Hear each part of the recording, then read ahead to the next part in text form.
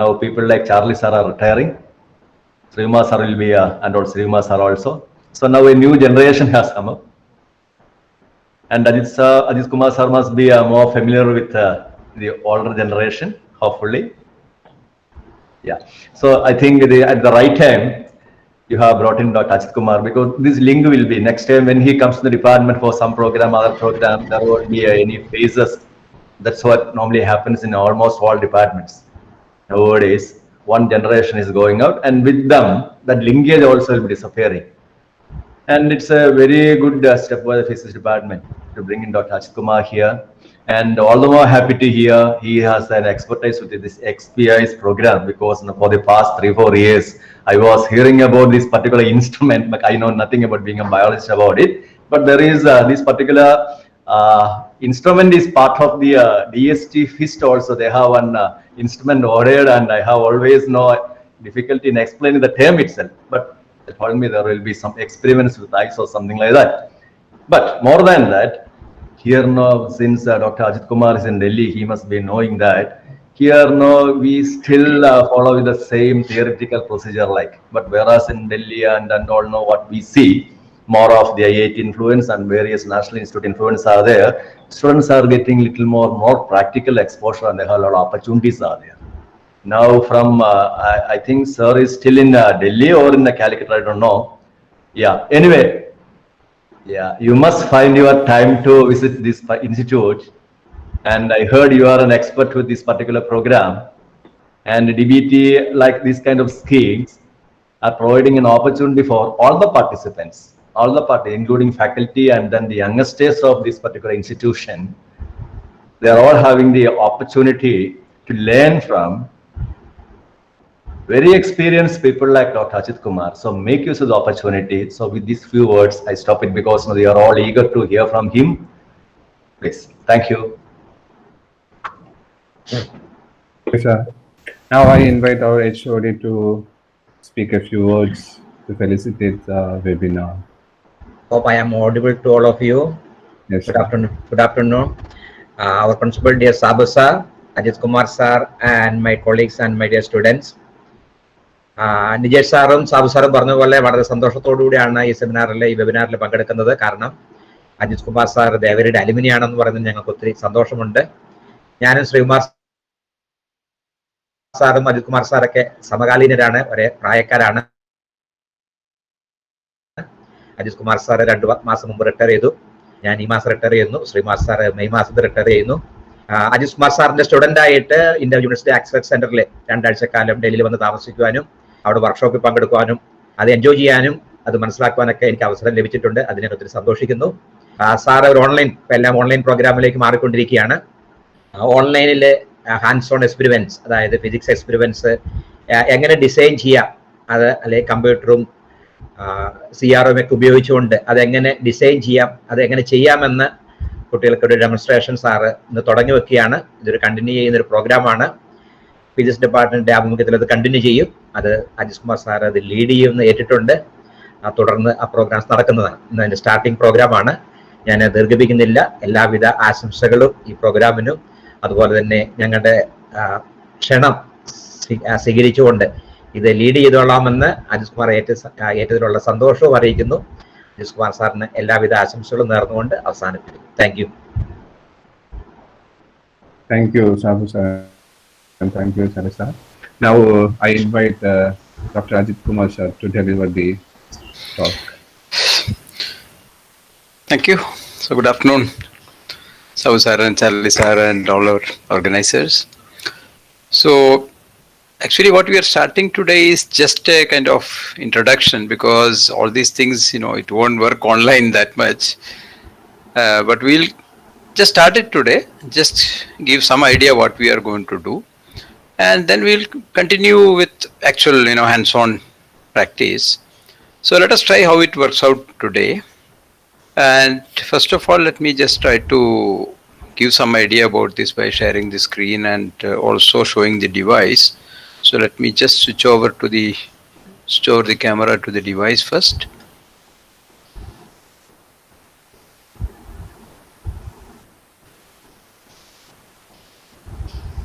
Okay, can you see the device there, something, right? Is it visible now? This. It's visible. Okay, okay. So next thing what I'll do is I'll just share the screen.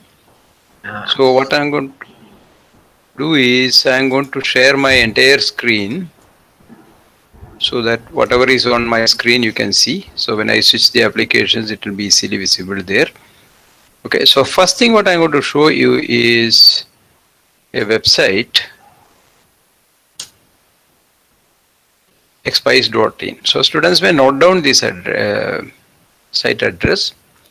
So here the Expeyes, what it means, it is written here. It is an acronym, actually, experiments for young engineers and scientists. So some name is given. Actually nowadays you give a name so that in a Google search you get that only. That is how this name was given.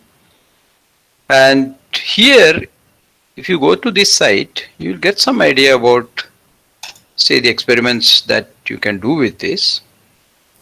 And here there is a list. There are some school level experiments. They are basically not experiments, demonstrations. Like if you want to know whether your body is a good conductor or not, that kind of experiments. Say, one can just, you hold these two wires and you can see whether body is a conductor or not. So these are actually some activities. Or you come here and do something, a simple experiment like, say, half wave rectifier. And remember, even though we are using a computer and all, these are not simulations actually. They are actual experiments. You have to connect this diode, resistor and everything. Then only you will see this trace. It is not something stored inside the computer showing or something like that. So you have to connect, suppose you put the diode here, the resistor here, then you will find the output. So now at this point, suppose how do you define this whole thing? Suppose this box, you can see the box is sitting here and it is connected to the USB port of a laptop, PC or anything, or you can use even Raspberry Pi and other things. So you can say there are different ways to look at this device. One way to look at is like, say, a computer generally have the input-output devices like a screen, a keyboard, mouse and all. But you cannot feed an analog voltage to a computer, right? Suppose you measure a temperature, and if you have a temperature sensor that will give a proportionate voltage, you cannot connect it to a normal computer, right? It won't take analog voltages. But this box, in a way you can say it is as a gateway where you can feed analog voltages and take out analog voltages from the computer.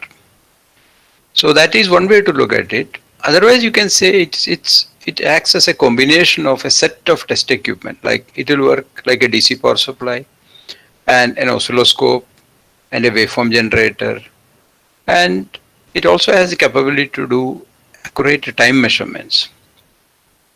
It can measure time with a microsecond resolution, and that will help in doing experiments like doing our simple pendulum. Instead of using stopwatch, we can use this thing to measure the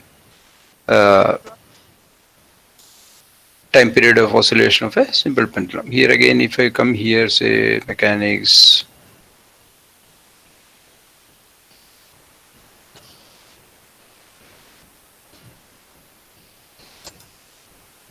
you can see here what we do is we use a LED and a phototransistor so that when the pendulum intercepts this, this light is intercepted. So it's like this. You can see here there is a phototransistor and a LED, and there is a pendulum. See, what we have used is actually a rod pendulum, and these timing signals. So here it is, all these connections.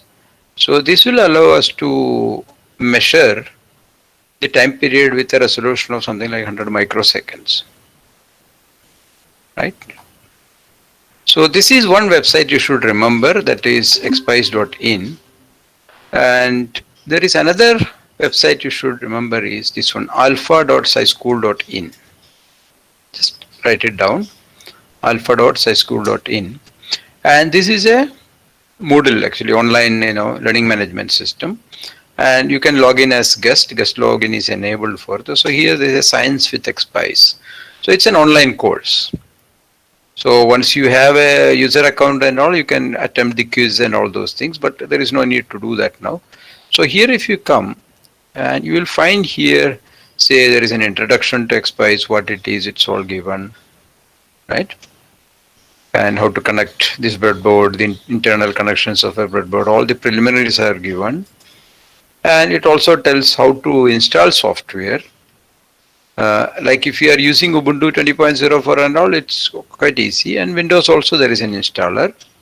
And the graphical user interface will look something like this if you install it. So first it will come with an oscilloscope screen. And also we have been working on localization of these. So because now it is probably going to school level, so we thought we'll have all this, even the GUI in different languages. So now let me go back here. So when you come here, see in this Moodle course, so you come next actually a lesson. So this is something, it's our starting point. Because to use this box, what you need to know is, like to use an oscilloscope, you should know some of the knobs and the connectors and all. Similarly, to use this box, you should know what all these terminals mean, the input-output terminals mean. So if you come here, input-output terminals, you can play this video. Not now. Output terminals of Okay. Expeyes. Okay, I'm stopping that video, but you can always come and see this video here, okay? And similarly, if you go ahead, it will show you how to use the graphical user interface and all those things. And so this is something which these two websites you should remember, and whatever I'm going to say today, all these things are already there on the website. Now let's go to this, okay, this is main desktop. So let me start this graphical user interface. Here it is. So it comes with an oscilloscope screen. Okay. So can you see that picture there? Our box is still visible, Srimar? Yes, sir. Yes, Okay. sir. Okay. So now from electronics, because some wiring already done, so let me just finish that experiment. So I'm going to select in this electronics NPN output characteristic. That means output characteristics of a NPN transistor. So there is an online help. So before doing anything, let me just explain what we are planning to do. You can see this connection diagram here, right? This picture, right? Yes, yes. So, okay, there is something called, say, there is a PV1, there is a PV2, and it stands for programmable voltage. In fact, I should have explained all those pins beforehand, so let me just do that. I just forgot that.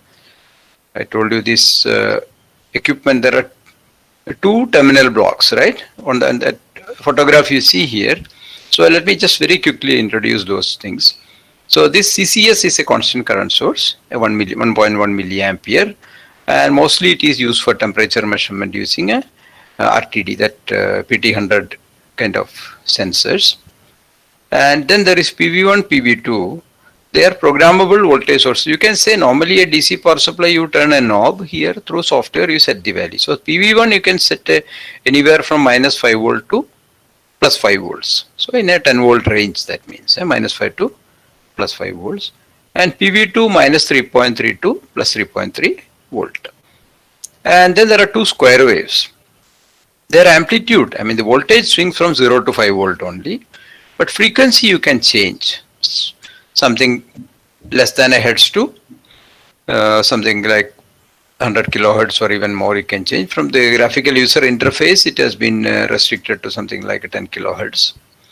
And then there is something called OD1, it's a digital output. First digital output, actually there is only one digital output. It's quite simple. It can either be set to high or low. That means you can put it 5 volt or 0 volt. But it's a quite powerful feature that we will know. And here there is a waveform generator. And on this waveform generator, you can generate actually an arbitrary waveform. You can make a sine wave, triangular wave or anything. And WG bar is just an inverted output of the same. Okay, so these are the output terminals, and you can see if you just start this thing and enable the pop-up window. All these things are explained. Whatever I told, it is here. And now we come to the input terminals. On the right side, there is an in1. That's for measuring capacitance. So starting from something like 10 or 20 picofarads, you can measure up to say several hundred, 100 microfarad or something can be measured by connecting the capacitor between ground and in1. In2 is a frequency counter. So you can put a digital input here and measure the frequency. And sen is actually a sensor, a resistive sensor. So if you connect a resistor from here to ground, you can measure that, but the actual objective is not to measure resistance like that. It is for timing measurements. For example, you connect the phototransistor collector and emitter between ground and this sen, and like I explained to you that our pendulum time period measurement and all, sen is used for that. Okay, we'll show some usage of it. And A1 and A2 are actually, you can say they are oscilloscope input or say voltmeter inputs.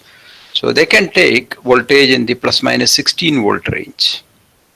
And whatever voltage given here, it can be seen on the screen. Maybe I can just remove A1 from here and connect it to. So you can see a sine wave here, right? Is it visible? Right? Yes, yes. Yeah, okay. So this sine wave, you can change the frequency actually. So I make it say 500 hertz. Huh? And now it is sinusoidal, I can make it a triangular waveform. Or if once you learn some Python code and all, you can make it any, say, arbitrary waveforms, one can do that.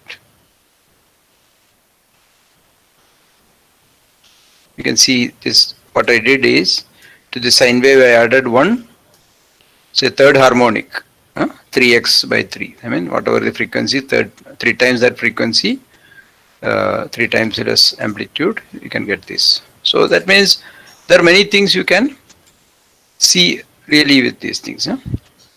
So now coming back to this A1, A2, A3 is similar to A1 and A2. Except that A1 and A2 has the gain control and all those things. Like you can select the A1 and A2 range here. See, 16 to 0.5. So this is like oscilloscope range selection only. But A3, it is restricted between something like plus minus 3.3 volt. It cannot take this 16 volt signal. And there is a mic input. You can connect a condenser mic between this terminal and ground to capture sound. And here you will find a gain resistor RG. That is applicable to A3. A3 I told it can take plus minus 3 volt range, but sometimes what happens is you suppose you have a signal which is only say 10 or 20 millivolts. So noise also will be there. So what you can do is you can connect a resistance here to amplify this signal. So if you put something like a 1K, so 10 by 1 plus 1, because there is a feedback resistance of 10K inside. So you can, it will get amplified by 11 times, and if you put 100 ohm, it will be amplified by 101 times.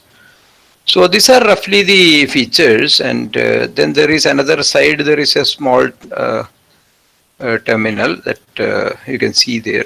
I'm not explaining, it's I2C signals and all those things, and some plus minus 6 volt power supply and all those things here. So that you can find out yourself. Now let us come back to our electronics first experiment. And so we already just went through the features, and now we know what this PV1, PV2 means. That means this voltage, PV1, through software I can set it anywhere from -5 to +5. Similarly, here I can set this voltage anywhere between -3.3 to +3.3. And this A1 is measuring this voltage, A2 is measuring this voltage. Emitter is grounded. Suppose say you make such a connections. Now think of the process of drawing a characteristic curve. Suppose output characteristic means what you want to know is you want to plot VC. That means this voltage A1 versus IC. That means you keep on changing this A1 and measure. You change the IC, VC. That means A1 means it is a collector voltage. How do you change it? By changing this PV1, right? And for each value of collector voltage, you should measure the collector current. So you know that to start with, there should be some base current. Otherwise, there will not be any collector current to take the transistor into the active, working region. So that is done by this PV2. But you see here, this is 1K and this is 100K. That means if I put, suppose, say 1 volt here at PV2, what will be the voltage here at A2? You know that base emitter junction will be something like between 0.6 to 0.7, right? Voltage. So suppose say take this as a 0.65 or something. And here if you put 1 volt, and this will be something like, say, if it is 0.6, this will be 0.4 across this resistor. So 0.4 divided by 100K will be the current. So that will be something like 4 microamperes will be the current. So you set base current to something. Then you keep on changing this. Say this PV1, you come and make it 0, 100 millivolt, 200 millivolt, like that. And each time, suppose say I give it here 1 volt, PV1 1 volt, then I measure this. And this A1 value will give me the VC, and PV1 minus A1 divided by 1K will give me the IC. Okay. So all these things you can do manually. In the oscilloscope screen, if you go, you can do everything manually. But let us do it from this window. Say assist. No, okay. You know what is happening now? Why it is? We did something here, right? Just to see the sine wave, we disturbed the connection. So I'll put it back. Because that connection was disturbed. So you clear this. Now start again. So this works like, just with pressing this button it works, but that is not the idea. The intention is you should know what is internally happening. So you can do it manually as well. We'll try that. So now I change this base voltage to 1.5. So at this point, you see here it has calculated the base current. So now we'll do it. So slightly higher base current. So once the base current is set, when you set the start button, what is happening is it keeps on changing. The software is changing this PV1 in steps from 0 to 5 volt. And every time it measures the voltage at A1 to get a single value of VC. And then PV1 minus A1 divided by 1K will give you the IC. It is plotted. So you go here and do for another one. Right? So the plan is actually once you know what is happening inside, and you do it probably once manually everything. You set this PV1 by hand. I'll show you how to do that. So you go to the electronics oscilloscope screen, and in the oscilloscope screen, now I can do one thing. Suppose say I just set the PV1 to 0, PV2. Say PV2 be set to say 1 volt. PV2 is now 1 volt. Now I can come here and set these to different values and measure A1, A2. You can see that here PV2 is set to 1 volt and A2, that base voltage I can read here, 0.515. Now I can set here, say 1 volt, right? And I can see what is the voltage at A1. And then or first of all, you have to start with a 0.1, right? And 0.1, you see that it is, if you give a 0.1, okay, it is showing this much. So every step you have to follow that procedure what I showed, but we'll do this manually for the case of by connecting a diode. So let us now move on to another very simple experiment. So let's remove this all these connections, right?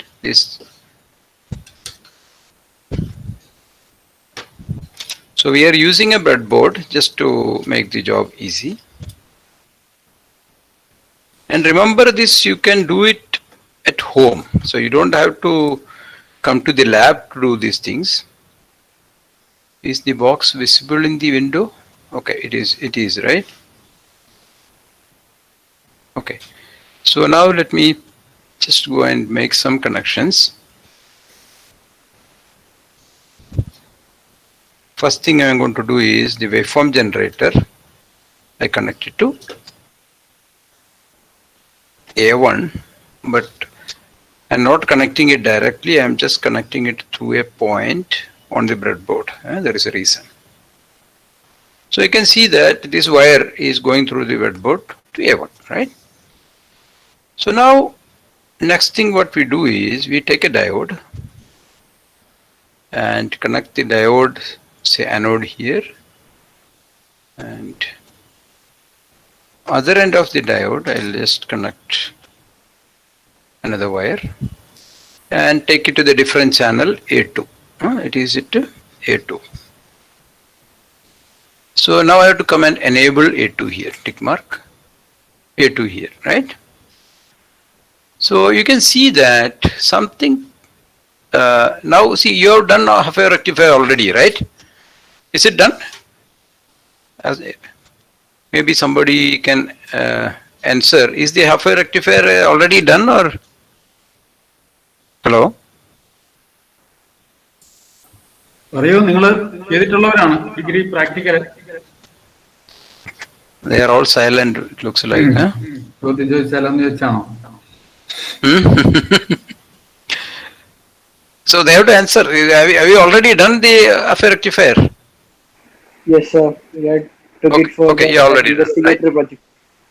Okay, so this graph you already seen, right? Huh? Okay, so good. So now what I'm going to ask is, here if you see this graph very carefully, is it horizontal, this portion here? Can you see the cursor? It's not horizontal, right? It's having a slight tilt. Am I correct? Or I'll do one thing, I'll make it slightly at a higher frequency. So is it having a tilt here, right? Yes, yes. Yes, it is having a tilt, and if I use that diode which you use, that 4001 or something, it will have a very big tilt. And another thing I want to ask you is, suppose say if I want to measure these voltages here, I can just put the cursor here on, and so you can see the voltage is displayed here, right? Voltage, the cursor is displayed. So the input is slightly less than the output. Is there any reason for that? Input is our 3 volt, but you can see it is only something like 2.7 in the output. Is it supposed to happen? Okay, let me add one more thing. I'll put a resistor also now. Load resistance, that means the cathode of the diode is going to be connected to ground through a 1K resistor. That means some current should flow, right? Some load current should flow. So now things have changed, right?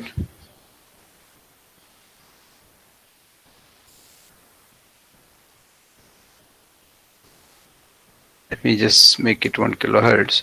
So now the shape is different, and the voltage drop is, it has increased 3 volt. Now it is only 2.4 volt output, but the signal is quite clean. Now there is no noise, no tilt, nothing, right? So what I'm trying to tell you is, you have done the half wave rectifier already, but none of these things have probably come up.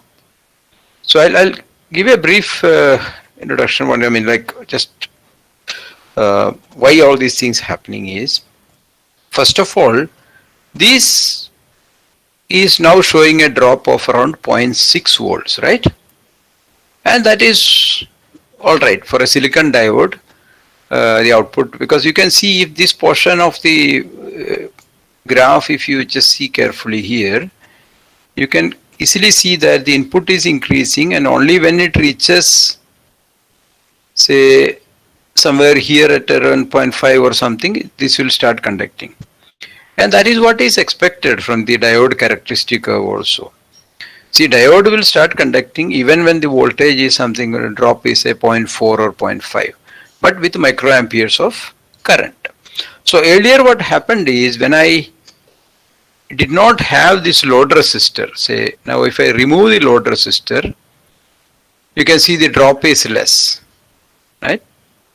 And the tilt and noise and all are appearing because the current is quite low, because there is no current flowing. Actually, this, when you don't have this 1K resistor, the only current is that is flowing into A2. That means the measurement point, the second channel of the oscilloscope, and that is having 1 mega ohm input impedance. So when you do with this device, you can try this with the different frequencies. Like now you are trying with 1 kilohertz, you can just do it with a lower frequency or a higher frequency, whatever you want to try. So all those possibilities are there. And here you will find many other experiments like full wave rectifier, and again if you want to see the connection for that, pop up the help window. And you will see here, this is how the full wave rectifier is done.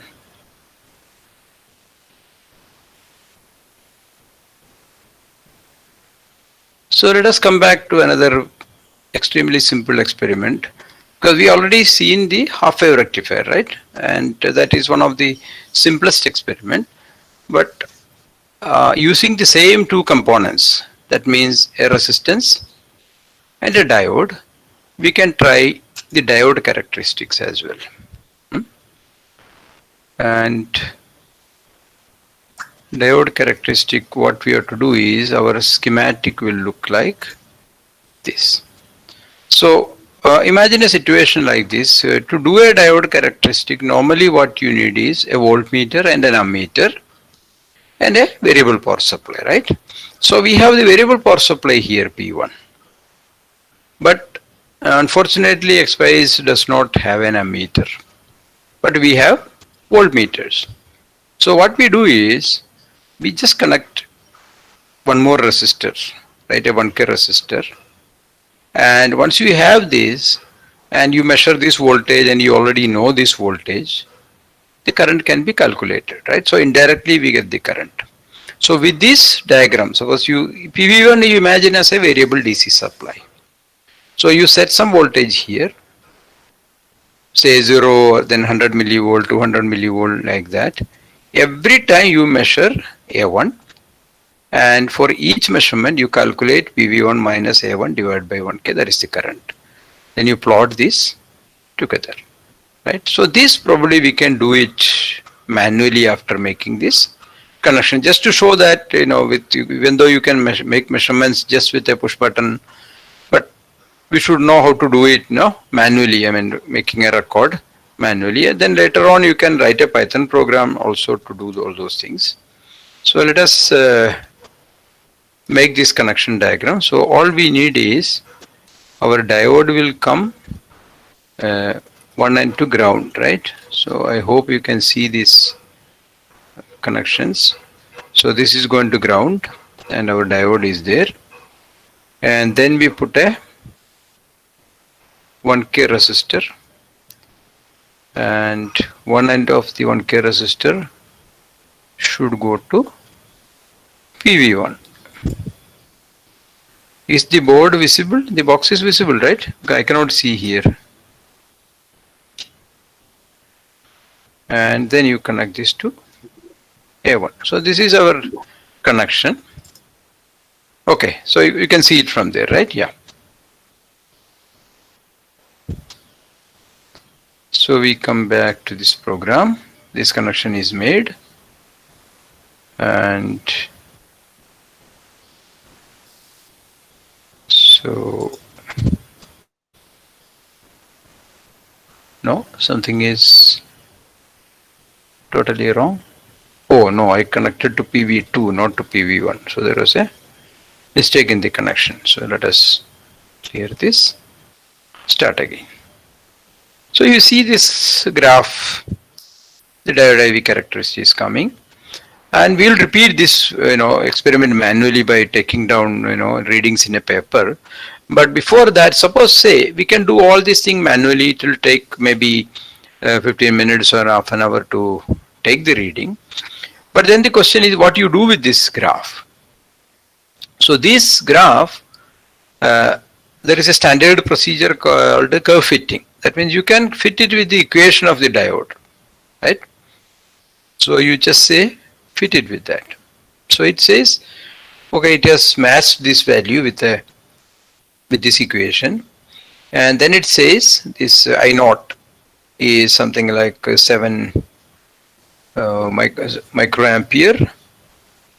Not microampere, nanoampere, minus 6 milliampere actually. So that means it is 7.2 nanoampere. And then it says something like the ideality factor of this diode is 1.96. And what is the ideality factor? That's actually I0 into e raised to QV by KT is for an ideal diode. Otherwise you put an NKT. This N is the ideality factor. It also says something because here you see you have the temperature and the Boltzmann constant sitting here, right? K. So if I have a diode whose ideality factor is known, using this experiment I can find out the value of Boltzmann constant, knowing the temperature. Now another experiment is I can heat this diode and see how this graph changes. So you change this value of this temperature and this graph will change, right? So but what we'll do is, since we can very quickly take these readings, we will put some more, draw some more graphs. Maybe we'll study some more LEDs. Okay. So one diode is there. So let us replace this diode with another diode. So I just remove the silicon diode and putting another diode. Okay, so you can just draw the graph. So you have got the graph of the red LED now. That is done. Red LED is over. Now we will take another LED. See, this is the advantage of automation. Like you can do a lot of studies very quickly. But you should know how it is happening internally. That is first thing.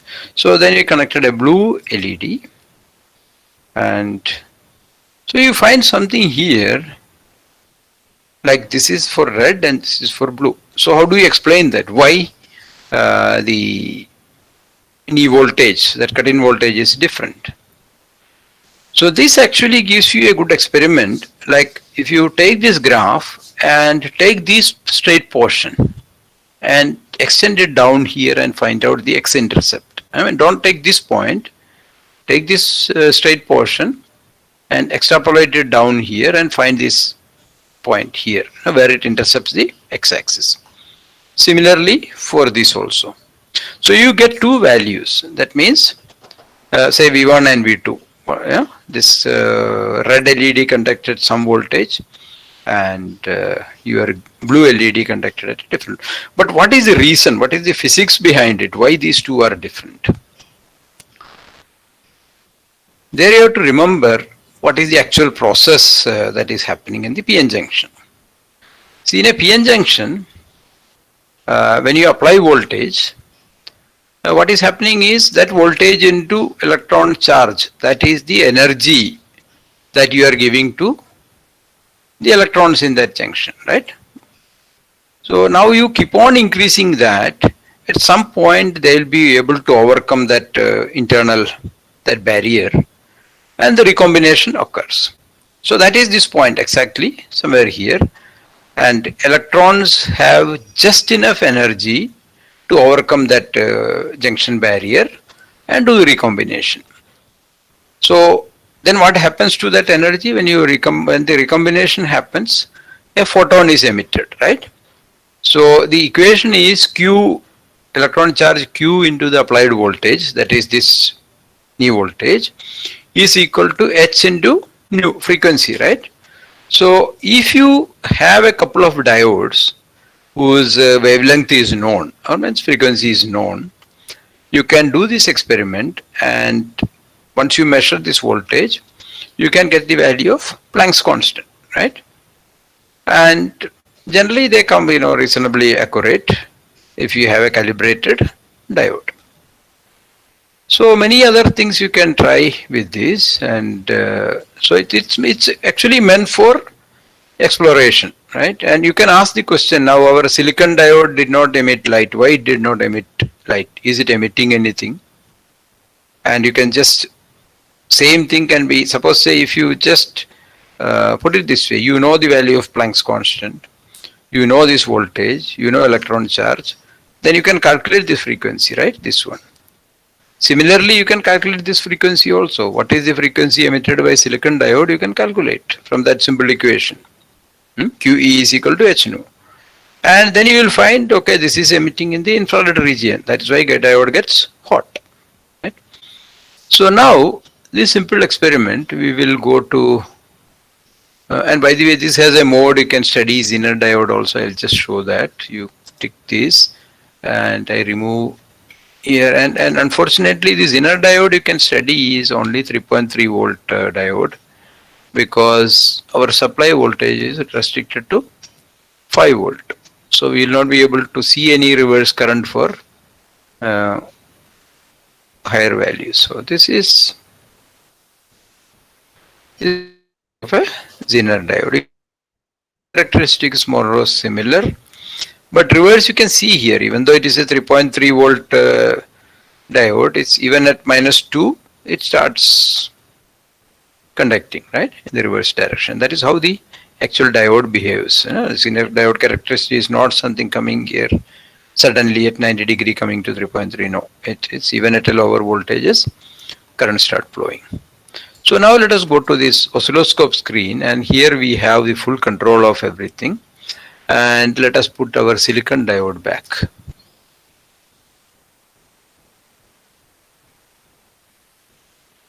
So what I am trying to do is, I don't want to give an impression that this is something which you get all the results by just pushing a button. That is not the idea. It is just replacing whatever you are doing now with a more cost effective and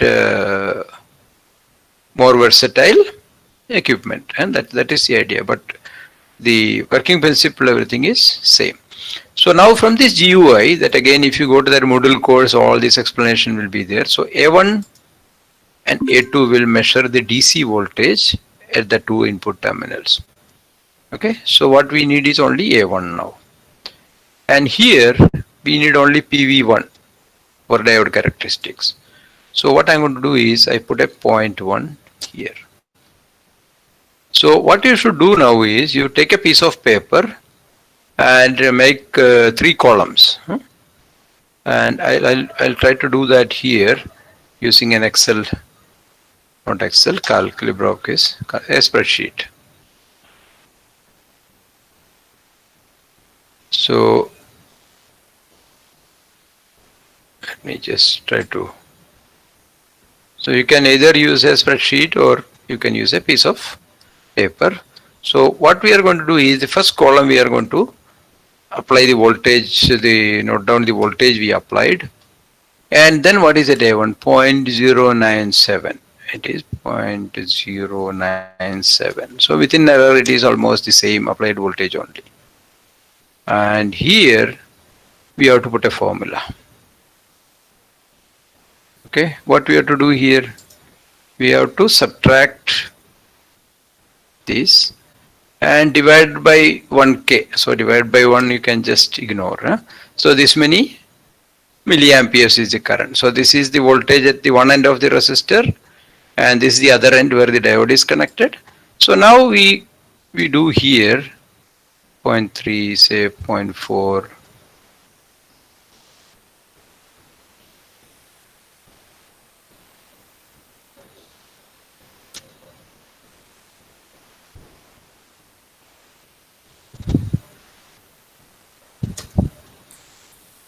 So So I'm just writing this. So we have to take the readings. 0.6, 0.7, 0.8, 0.9.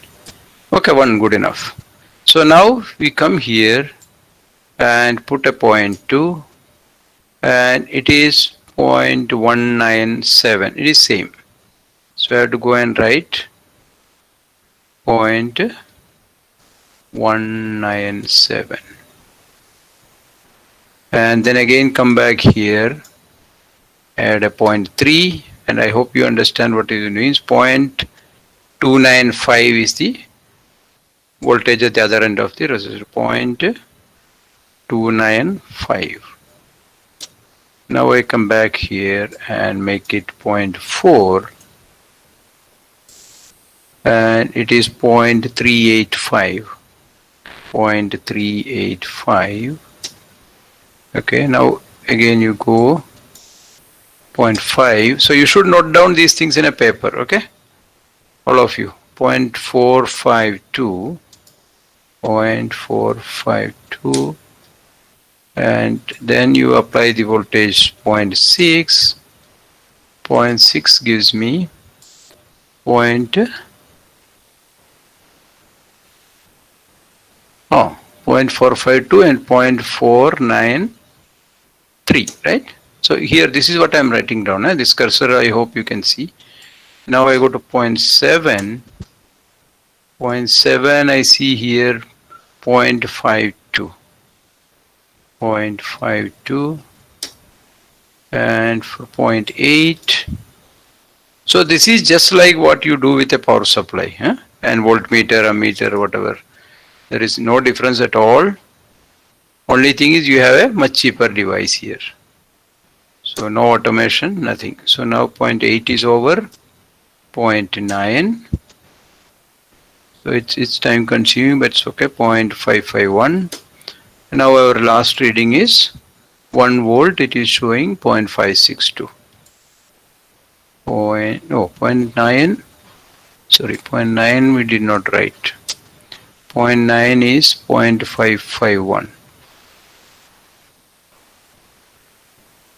Made a mistake or what? 0.9 is 0.551, and that means 0.8 was what? Are you seeing it? Did I make a mistake? 0.8 is 0.537. No, somewhere we have made a mistake. 0.8 is 0.537.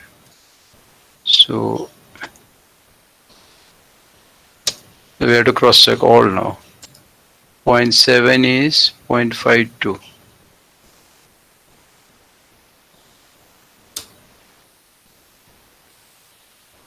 0.6. 0.6 is 0.493. So that is correct. So 1 volt again.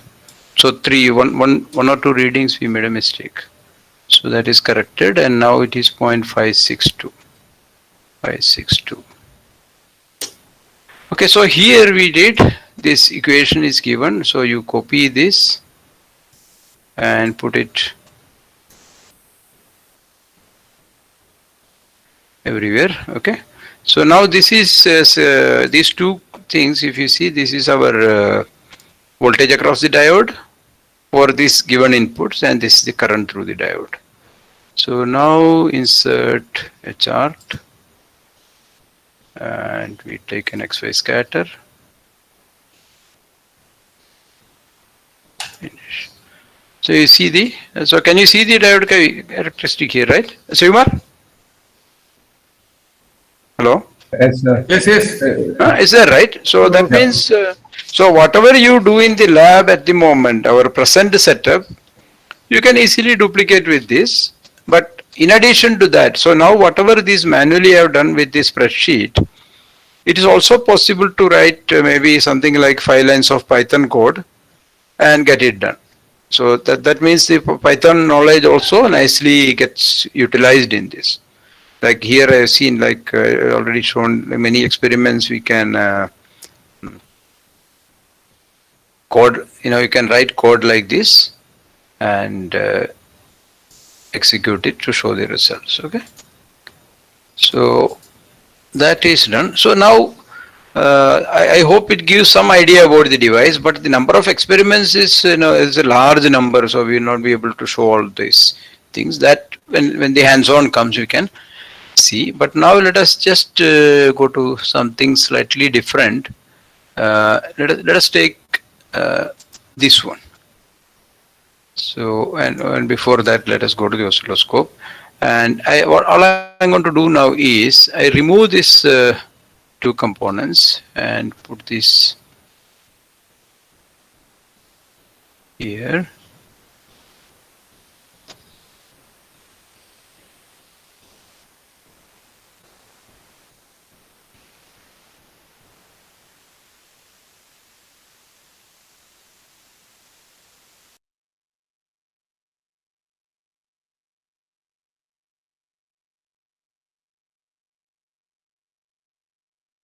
It is on A1, and then it is connected to A2 as well.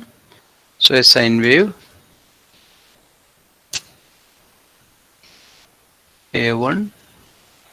Okay, I have to connect the sine wave, right? Yeah. So my question is, suppose this sine wave, if I pass through a capacitor, do you expect any change?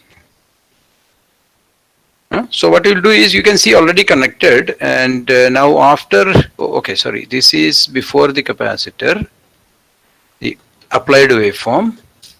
Now after the capacitor, whatever is there, I'm going to show it on A2. That means this yellow is the applied sine wave, and now let us see what is after the capacitor. There is no change actually, right? Is the capacitor supposed to behave like that? That you think over that.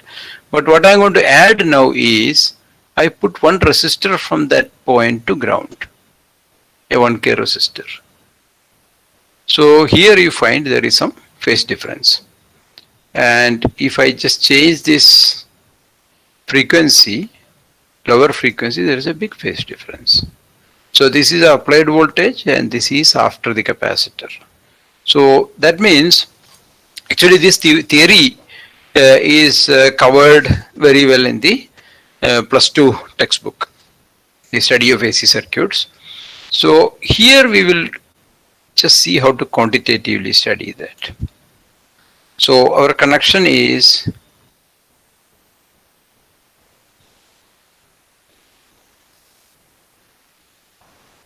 the first connection is this one. We take a sine wave, waveform generator, monitor it on A1. Then through a capacitor, it goes to A2, we monitor that point, and a resistor is connected. So there is a RC circuit, and so this study is called actually the steady state response of RC circuit. And if you work out the theory, it will say the phase difference between the voltages at this point, I mean across the capacitor, that will be tan inverse XC by R, and XC is 1 by 2 pi FC. So here what we have done is, we have applied 150 Hertz, and it says the measured phase difference between the applied and the voltage after the capacitor is 48 degree, right? So one can do the computation and see what is the expected value. This tan inverse LG by R. So you have a calculator here, right? So you can apply these things and say calculate. 46.7 is actually the calculated, and what you get 48, because your capacitor 1 micro printed is not a 1 micro. And here you will find something slightly more interesting in this diagram is, somewhere you have read that in an AC circuit, if you have a resistor, suppose in an AC circuit, you have a resistor, and if you measure the voltage and current through that circuit, they will be in phase. That means across a resistor, you will not have any phase difference between voltage and current. Say AC response of a resistor, it will be like this. The voltage and the current will be in phase. Okay,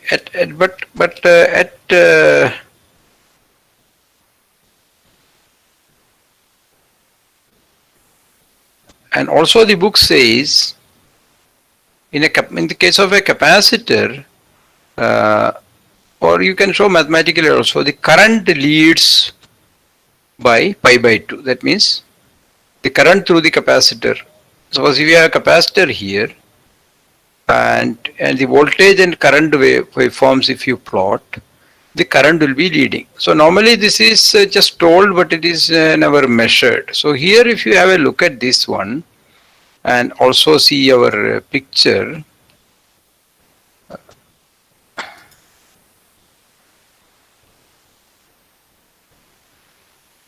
so let us have a look at this traces. It is written here, the yellow trace is the applied voltage, total voltage 3 volts. And here there is another thing, see, total is 3, and you know it is a resistor and capacitor in series. And voltage across the resistor here, this green curve is 1.98.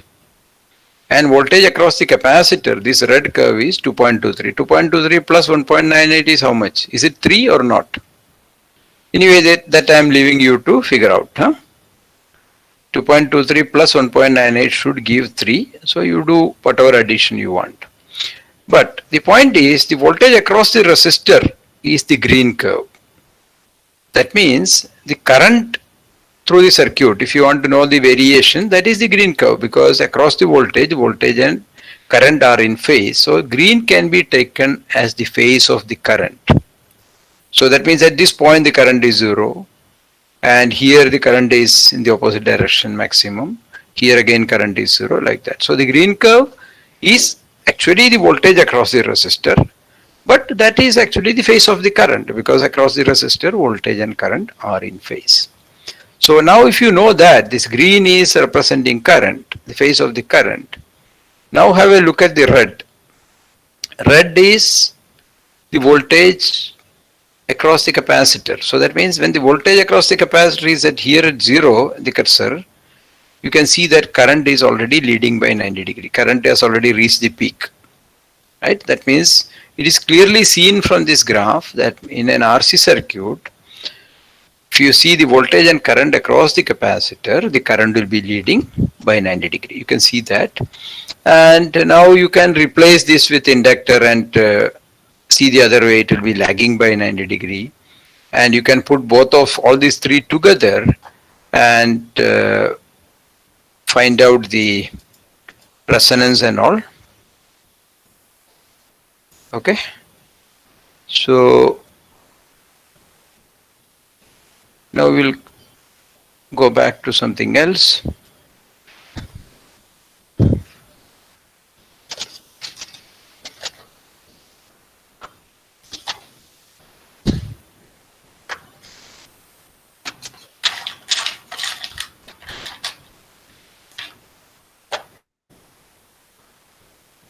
I'll just get an inductor now. Instead of capacitor, I'm putting a inductor, and let's see what happens. So the capacitor is replaced by an inductor, and we repeat the experiment.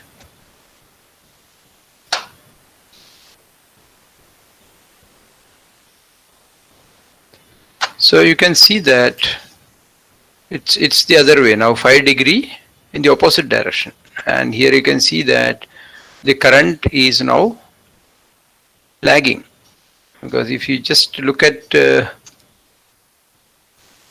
this graph carefully, whenever suppose this current graph is at 0 and voltage is already leading, right? Voltage is more than that, so it is not exactly 90, because this this inductor also has a resistor, so that gives rise to some complication. That's why it's not exactly matching. We have to get an inductor with a very low, like milliohms resistance coil. So far we are talking about only like, electrical and electronics. So let us just move on to something slightly different, and that is our time is also limited. Just say distance measurement. can we measure distance using this? Let's just see. So you can see here, and there is some device which I am showing here now. Right, you can see something here, right? So this is 40 kilohertz, right? You can see that, right? Hello? Yeah. So this is, I mean, you can buy from all these electronics hobby stores. People use it actually, the reverse parking of the car and all. So all it does is, it has two ultrasound piezos, 40 kilohertz piezo. One is a transmitter, other is a receiver. So it sends a burst of 40 kilohertz sound and waits for an echo. And you can measure that time, how much time it takes to get an echo.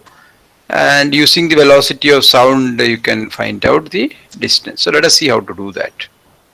So here, we can guess a sound mechanics distance choice 04.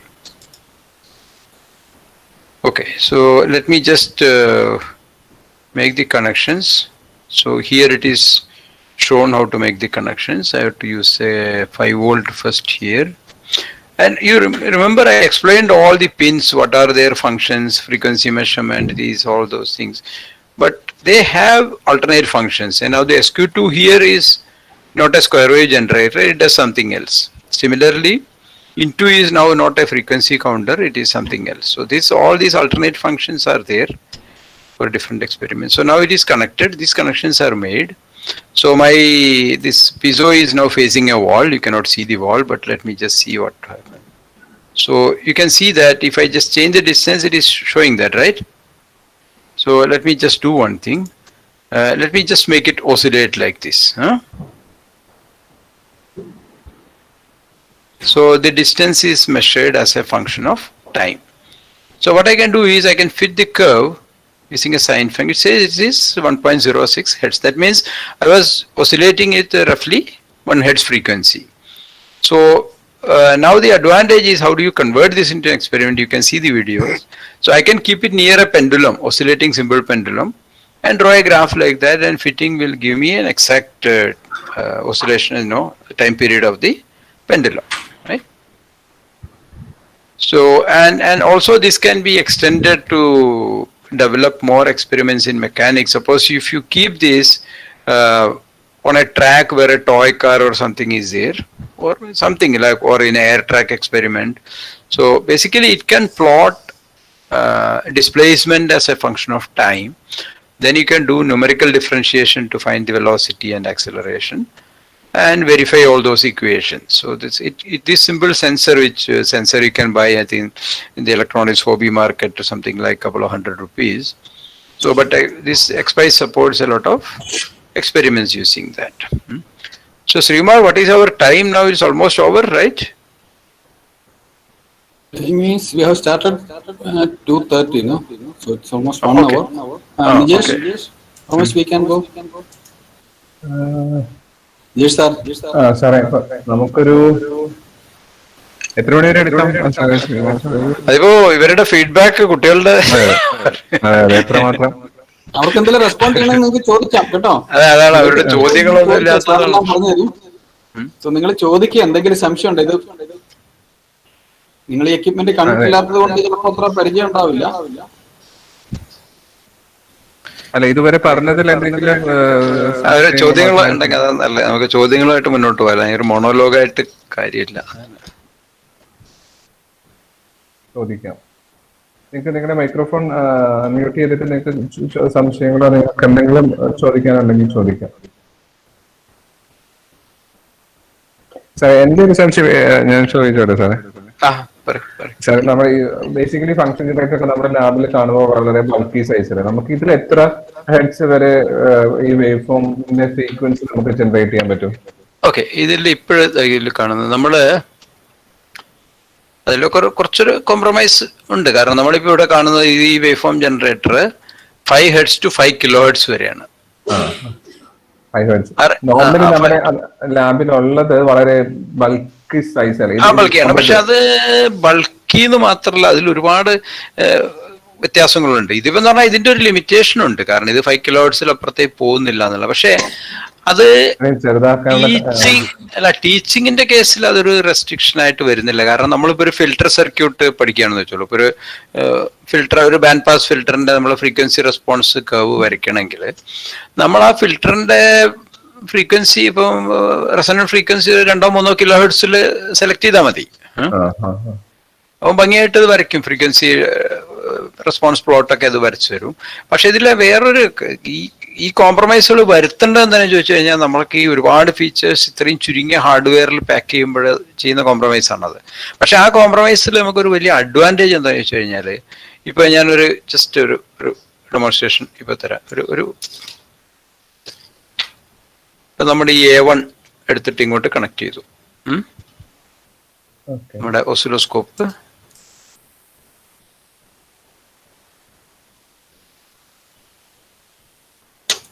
One kilo hertz. Trace അവിടെ കാണുന്നില്ലേ? കാണാവോ? അപ്പൊ trace അവിടെ ഉണ്ട്. ഞാൻ അതിനെ trace അവിടെ ഉണ്ട്. ഇനി ഞാനിപ്പോ ചെയ്യാൻ പോകുന്ന ആ ട്രേസിന് എടുത്തിട്ട് ഞാൻ ഗ്രൗണ്ട് ചെയ്തു. ട്രേസ് ഇപ്പൊ ഇല്ല അല്ലേ? ശരിക്കും ഞാൻ ഔട്ട്പുട്ട് എടുത്തിട്ട് ഗ്രൗണ്ടിലേക്ക് കണക്ട് ചെയ്ത് ചെയ്യാൻ പാടില്ലാത്ത നമ്മളത് ശരിക്കും അല്ലേ? ഒരു ഫംഗ്ഷൻ ജനറേറ്ററിന്റെ ഔട്ട്പുട്ട് എടുത്തിട്ട് ഗ്രൗണ്ട് ചെയ്യുക, ഷോർട്ട് സർക്യൂട്ട് ചെയ്യാന്ന് പറഞ്ഞാൽ നമ്മള് ചെയ്യാൻ പാടില്ലാത്ത, പക്ഷെ നമ്മൾ എല്ലാവരും ചെയ്യുന്നതാണ് അബദ്ധത്തില്. പക്ഷെ ഇവിടെ ഇത് നമ്മളിപ്പോ ഞാനിപ്പോ ഇത് ഷോർട്ട് സർക്യൂട്ട് ഒരു ദിവസം മുഴുവൻ ഷോർട്ട് സർക്യൂട്ട് ചെയ്തിട്ടാലും ഇതിന് ഒന്നും സംഭവിക്കാൻ പോകുന്നില്ല. അതിന്റെ റീസൺ ഒന്നാമത്തേൽ ഇതിന്റെ കറണ്ട് ഡ്രൈവിംഗ് കപ്പാബിലിറ്റി കുറവാണല്ലോ. കാരണം നമ്മൾ ഈ 5 വോൾട്ട് USB എടുത്തിട്ടാണ് ഇതിൻ്റെ ഉള്ള പ്ലസ് മൈനസ് സപ്ലൈ എല്ലാം ഉണ്ടാക്കുന്നത്. അപ്പൊ അതൊരു ചാർജ് പമ്പ് ഒക്കെ വെച്ചിട്ട് കണ്ടീഷൻ ചെയ്തെടുക്കുന്നുണ്ട്. ഇതിന്റെ ഡ്രൈവിംഗ് അതുകൊണ്ട് തന്നെ നമുക്കിപ്പോൾ ഒരു ലൗഡ് സ്പീക്കറിൽ നിന്ന് ഡ്രൈവ് ചെയ്യാൻ പറ്റുന്നില്ല. അതുകൊണ്ട് നമ്മൾ എന്ത് ചെയ്യും, ലൗഡ് സ്പീക്കർ വേണ്ടിടത്തൊക്കെ നമ്മൾ പീസോ ബസർ ഉപയോഗിക്കും. ഞാൻ ഒരു പീസോ ബസർ ഇപ്പൊ കണക്ട് ചെയ്ത് കാണിക്കാം. ഒരു ശബ്ദം സൗണ്ടിന്റെ ഒരു എക്സ്പെരിമെന്റ് കൂടി കാണിക്കാം. അതിന് ചോദ്യങ്ങളൊന്നും വന്നില്ലല്ലോ വരെ. ഇവിടെ ഒരു കാണുന്നുണ്ടോ? ഈ ബസർ അവിടുന്ന് കാണുന്നുണ്ടോ? ബസറും മൈക്രോഫോണും ഇരിക്കുന്നത് കാണുന്നുണ്ടോ? ബസർ കാണില്ല സാർ. ബസർ കുറച്ച് ബ്രെഡ് ബോർഡിന്റെ അങ്ങോട്ടേക്ക് മാറ്റുവാണെങ്കിൽ ബസർ കാണാൻ ബസർ ഈ സൈഡിൽ കാണാനല്ല.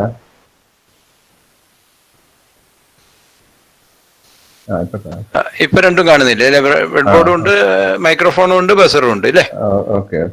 ഇവിടെ അല്ലെ? ഒരു മൈക്രോഫോണും കാണുന്നില്ലേ? അതിന്റെ മുന്നിൽ ഞാനിവിടെ ബസറിനെ ഇവിടെ എന്തെങ്കിലും ഒരു ഹൈറ്റ് വെച്ചിട്ട് ഇവിടെ വെക്കാം. കാരണം അത് വെച്ചിട്ട് വളരെ ഒരു ഇൻട്രസ്റ്റിംഗ് ആയിട്ടൊരു ആക്ടിവിറ്റി നമുക്ക് ചെയ്യാനും പറ്റും.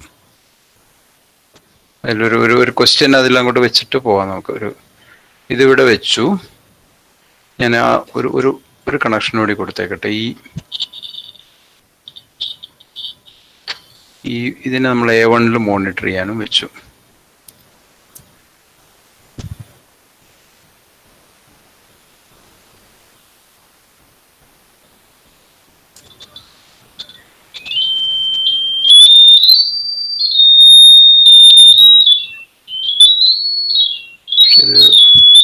ശബ്ദം കുറച്ച് കുറവാ.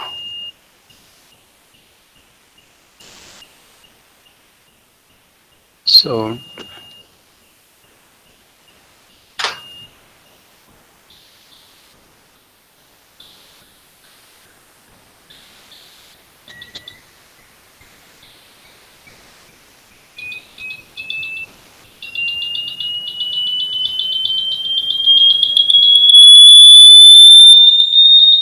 പക്ഷെ ഈ ഫീസോയുടെ ഫ്രീക്വൻസി റെസ്പോൺസ് കർവാണിത്. അപ്പൊ അതൊരു 3.5 മറ്റാണ് പീക്ക് ചെയ്യുന്നത്. അപ്പോ നമ്മള് അപ്പൊ ഇവിടെ നോക്കി കഴിഞ്ഞാലേ ഒരു 2 ഗ്രാഫ് ഉണ്ട്. ഒന്ന് നമ്മൾ അപ്ലൈ ചെയ്ത ഗ്രാഫാണ്. ILO എന്ന് പറഞ്ഞാൽ നമ്മൾ സൈൻ വേവ് ആണ്. ഇനി ഞാൻ ഇതിനെ ഇങ്ങോട്ട് നീക്കുന്ന സമയത്ത് ഇപ്പൊ ഇതിപ്പോ ഔട്ട് ഓഫ് ഫേസ് അല്ലേ? Out of phase. ഇനിയിപ്പോ ഞാൻ ഇവിടുന്ന് ഇതിനെ കുറച്ച് അങ്ങോട്ട് നീക്കിക്കൊണ്ട് ഇത് ഇൻഫേസ് ആയി. ഇപ്പൊ ഇതിനെ ഇൻഫേസ് ആക്കി കൊണ്ടുവന്നിട്ട് ഔട്ട് ഓഫ് ഫേസ് ആക്കി. ഇതൊരു വളരെ സിമ്പിൾ എക്സ്പെരിമെന്റ് ആണ്. ഇനിയിപ്പോ ഞാനൊരു സ്കെയിലും ബാക്കി ഒരു കുറച്ച് നല്ല അറേഞ്ച്മെന്റ് ഒക്കെ വെക്കണം. കാരണം ഇങ്ങനെ കൈകൊണ്ട് ചെയ്തിട്ട് പറ്റില്ല. 2 ചെറിയ പില്ലർ മാതിരി ഉണ്ടാക്കിയിട്ട് റിഫ്ലക്ഷൻ ഒക്കെ ഒഴിവാക്കിയിട്ട് അത് ഈ മേശപ്പുറത്ത് തട്ടിയിട്ട് റിഫ്ലക്ട് ചെയ്യുന്ന സൗണ്ട് ഒക്കെ ഒഴിവാക്കി പ്രോപ്പർ ആയിട്ട് ചെയ്യുകയാണെങ്കിൽ ഇവിടുന്ന് ഞാൻ ഇത് മൂവ് ചെയ്തിട്ട് ഈ പോകുന്ന ഇൻഫേസ്ഡ് ഔട്ട് ഓഫ് ഫേസ് പോകുന്ന ആക്ച്വലി ഞാൻ പോകുന്ന λ/2 ആണ്. ഈ എയറിലൂടെ ഞാൻ മൂവ് ചെയ്യുന്ന ഡിസ്റ്റൻസ് λ/2 ആണ്. അത് മെഷർ ചെയ്തിട്ട് ഈ ഫ്രീക്വൻസി കൊണ്ട് മൾട്ടിപ്ലൈ ചെയ്ത് കഴിഞ്ഞാൽ നമുക്ക് വെലോസിറ്റി ഓഫ് സൗണ്ട് കിട്ടി. അത് എക്സ്ട്രീംലി സിമ്പിൾ ആയിട്ടുള്ള ഒരു എക്സ്പെരിമെന്റ് ആണത്. അതിപ്പോ കൺസെപ്ച്വലി പറയാൻ വെച്ചാൽ 2 മൈക്രോഫോൺ ഉണ്ടെന്ന് ഇമാജിൻ ചെയ്ത് നോക്കിയാൽ എളുപ്പമാണ്. കാരണം ഇവിടെ ഒരു മൈക്രോഫോൺ കൂടെ ഉണ്ട് വിചാരിച്ചോളൂ ഇതിനടുത്ത്. ആ 2 മൈക്രോഫോണുകൾ തമ്മിലുള്ള ഡിസ്റ്റൻസിൽ അന്തമായിട്ടു ആണെങ്കിൽ ഇത് എപ്പോഴും ഓപ്പോസിറ്റ് ആയിരിക്കില്ലേ, ഔട്ട് ഓഫ് ഫേസ് അല്ലേ ഉണ്ടാവുള്ളൂ. പക്ഷെ ഇവിടെ നമ്മൾ ഒരു മൈക്രോഫോൺ സേവ് ചെയ്യുന്നത് നമ്മുടെ റെഫറൻസ് ഇതിൽ നിന്ന് എടുക്കാം. നമ്മളെ ഡ്രൈവിംഗ് ഫ്രീക്വൻസിയിൽ തന്നെ ട്രിഗർ എടുത്തു കഴിഞ്ഞാൽ നമുക്ക് ഇങ്ങനെ ഇത് മെഷർ ചെയ്യാൻ പറ്റും. അപ്പൊ അതൊക്കെ പറഞ്ഞ കൂട്ടത്തിലൊരു സിമ്പിൾ എക്സ്പെരിമെന്റ് ചെയ്തുള്ളൂ. അപ്പൊ അതുപോലെ തന്നെ ഞാൻ നേരത്തെ ഈ ഇതിന്റെ ഫീച്ചേഴ്സിന്റെ കാര്യം പറഞ്ഞു കഴിഞ്ഞാൽ നമ്മള് ഇപ്പൊ ബാക്കി എല്ലാ ഫീച്ചേഴ്സും തന്നെ ഇപ്പം പവർ സപ്ലൈ ആണെങ്കിലും നമ്മൾ ഈ ±5 വോൾട്ട് ഒരു 5 മില്ലി ആംപിയർ പവറേ നമ്മൾ അത് കറണ്ട് ഇതിൽ നമുക്ക് കിട്ടുന്നുള്ളൂ. അപ്പോൾ OD1 ഉപയോഗിച്ചുള്ള ഒരു എക്സ്പെരിമെന്റ് നമ്മൾ ചെയ്തില്ല അല്ലെ. ഒരു ട്രാൻഷ്യന്റ് റെസ്പോൺസിന്റെ എക്സ്പെരിമെന്റ് കൂടി ചെയ്തിട്ട് വേണമെങ്കിൽ, കാരണം ഈ എക്യുപ്മെന്റ് ഒരു സ്ട്രോങ് പോയിന്റ് എന്ന് പറഞ്ഞാൽ വളരെ പെട്ടെന്ന് നമുക്ക് സാധാരണ മാനുവലി എടുക്കാൻ പറ്റാത്ത തരത്തിലുള്ള മെഷർമെന്റുകൾ എടുക്കുക എന്നുള്ളതും കൂടിയാണ്. അപ്പൊ നമ്മളൊരു 1 മൈക്രോഫാരഡ് കപ്പാസിറ്റർ ഇവിടെ വെച്ചു. 1 മൈക്രോഫാരഡ് കപ്പാസിറ്റർ, ഒരു 1K റെസിസ്റ്റർ. ഇനിയിപ്പോ നമുക്ക് കണ്ടുപിടിക്കേണ്ടത് ഈ 1K റെസിസ്റ്ററിന്റെ ഇങ്ങേ എൻഡിൽ നമ്മള് ഒരു സ്റ്റെപ്പ് വോൾട്ടേജ് അപ്ലൈ ചെയ്യുകയാണെങ്കിൽ ഏത് തരത്തിലായിരിക്കും കപ്പാസിറ്ററിന് അക്രോസ് ഉള്ള വോൾട്ടേജ് മാറുന്നത്. അപ്പോൾ OD1 ഇവിടെ കണക്ട് ചെയ്യണം നമ്മളതിനെ. കപ്പാസിറ്ററിന്റെ ഒരു എൻഡ് ഗ്രൗണ്ട് ചെയ്യുന്നു. പിന്നെ നമ്മൾ ആ കപ്പാസിറ്ററിന് അക്രോസ് ഉള്ള വോൾട്ടേജ് മെഷർ ചെയ്യണം. അപ്പോൾ അതിനെടുത്ത് A1 കൊടുക്കാം. അപ്പോൾ ഇവിടെ നമ്മൾ ചെയ്യേണ്ടത് ഇവിടെ ഒരു സഡൻ സ്റ്റെപ്പ് കൊടുത്തിട്ട് ഉടനെ പോയിട്ട് നമ്മൾ ആ മെഷർ ചെയ്യണം. ഇത് നമ്മുടെ RC ട്രാൻഷ്യന്റ് റെസ്പോൺസ്. അപ്പോൾ നമ്മൾ കൊടുക്കുന്ന കണക്ഷൻ ഇതാണ്. ഇവിടെ ഒരു സഡൻ സ്റ്റെപ്പ് കൊടുക്കുമ്പോൾ ഇവിടെ എങ്ങനെ മാറുന്നുള്ളൂ, അതായത് കപ്പാസിറ്റർ ചാർജ് ചെയ്യുന്ന സമയത്ത് അതിന് അക്രോസ് ഉള്ള വോൾട്ടേജ് എങ്ങനെയാണെന്നുള്ളത്. അപ്പോൾ ഒരു 0 to 5 വോൾട്ട് സ്റ്റെപ്പ് കൊടുത്ത് ഇതിങ്ങനെ പോകുന്നു. 5 to 0 സ്റ്റെപ്പ് ഇങ്ങനെ വരുന്നു. ഇതിന് പകരം ഇൻഡക്റ്റൻസ് യൂസ് ചെയ്ത് കഴിഞ്ഞാൽ അത് കുറേയും കൂടി ഒരു ഇൻട്രസ്റ്റിംഗ് റിസൾട്ടാണ് കപ്പാസിറ്റർ മാറ്റി കഴിഞ്ഞിട്ട്.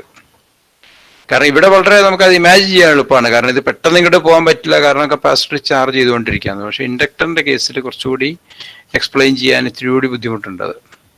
അവിടെ നമ്മൾ അതിൻ്റെ ഇക്വേഷൻസ് ഒക്കെ വെച്ച് കഴിഞ്ഞാലേ കുറച്ച് എളുപ്പത്തിൽ എക്സ്പ്ലെയിൻ ചെയ്യാൻ പറ്റുന്നുള്ളൂ. ഇപ്പം ഇൻഡക്റ്റൻസ് വെച്ചു, എന്നിട്ട് നമ്മളിവിടെ വന്നു RL ട്രാൻഷ്യന്റ് റെസ്പോൺസ് ഇങ്ങനെ വന്നത്. പക്ഷേ ഇത് ഇത്രയും സമയമില്ല, അപ്പം ടൈം ബേസ് കുറച്ച് മാറ്റാം, ക്ലിയർ ചെയ്തിട്ട്. ഇനി ഒരു 5 to 0 വോൾട്ട് സ്റ്റെപ്പാണ് കൊടുക്കുന്നത്. അതായത് ഇവിടെ വന്നിട്ട് ഇവിടെ ഒരു എക്സ്ട്രാ കണക്ഷൻ കൂടി കൊടുക്കണം. ഒരു OD1 ഇത് A2ലേക്ക് ഇത് കൊടുക്കുന്നത് എന്താ കാരണം വെച്ചാൽ ഈ OD1 5 വോൾട്ട് എന്ന് അസ്യൂം ചെയ്യണം നമ്മൾ. പക്ഷേ ആക്ച്വൽ USB 5 വോൾട്ട് ആയിരിക്കില്ല. അപ്പം അതിനൊരു അക്യുറസി കൂട്ടണമെങ്കിൽ ഈ മെഷർമെന്റ് കൂടി നടത്തണം. തൽക്കാലം അത് കൊടുത്തിട്ട് കുഴപ്പമില്ല. ഇവിടെ വന്നിട്ട് നമ്മളൊരു 5 to 0 വോൾട്ട് സ്റ്റെപ്പാണ് കൊടുക്കുന്നത്. ഇവിടാണ് ഇത് എങ്ങനെ എക്സ്പ്ലെയിൻ ചെയ്യുന്നുള്ളതാണ്. കാരണം നമ്മൾ ഈ ഇൻഡക്ടറിന് നെഗറ്റീവ് വോൾട്ടേജ് ഒന്നും കൊടുത്തിട്ടില്ല. ഇവിടെ ഇൻഡക്ടർ ഉണ്ട്, റെസിസ്റ്റർ ഉണ്ട്. ഇവിടെ നമ്മൾ ഇതിനെ 5 വോൾട്ട് കൊടുത്ത് അവിടെ വെച്ചു. പിന്നെ നമ്മൾ അതിനെ എന്താ ചെയ്തെന്ന് വെച്ചാൽ ആ സഡൻലി 0യിലേക്ക് മാറ്റി. അപ്പോൾ നമ്മൾ ചെയ്തത് 5 to 0 വോൾട്ട് സ്റ്റെപ്പാണ് ഇവിടെ കൊടുത്തത്. പക്ഷേ ഇവിടെ സംഭവിച്ചത് ആ സ്റ്റെപ്പ് വന്ന ഉടനെ തന്നെ അത് ഇങ്ങോട്ട് പോയിട്ട് നെഗറ്റീവിലേക്ക് പോയിട്ട് പെൻഡിങ് പോയിരുന്നു. എന്നിട്ട് ഇതിനെ ഗ്രാഫിനെ അനലൈസ് ചെയ്യുമ്പോൾ അത് പറയുന്നത് ഇതൊരു 100 മില്ലി ഹെൻറി ഇൻഡക്ടറാണ് ആക്ച്വലി. അപ്പോൾ പറയുന്നത് ഇതിൻ്റെ ഇൻഡക്ടറിൻ്റെ റെസിസ്റ്റർ 70 ആക്ച്വലി 80 ohms ആണത്. 100 എന്ന് പറഞ്ഞാൽ 97.7 മെഷർ ചെയ്തു. അപ്പോൾ ഞാൻ ആ രണ്ടാമത്തെ കണക്ഷനും കൂടി കൊടുത്തു കഴിഞ്ഞാൽ ഒരു പക്ഷേ ഇത്തിരി കൂടി അക്യുറേറ്റ് ആവാം. ചെയ്ത് നോക്കാം. ആ ചിത്രത്തിൽ കാണുന്ന രണ്ടാമത്തെ കണക്ഷൻ കൂടി കൊടുത്തു.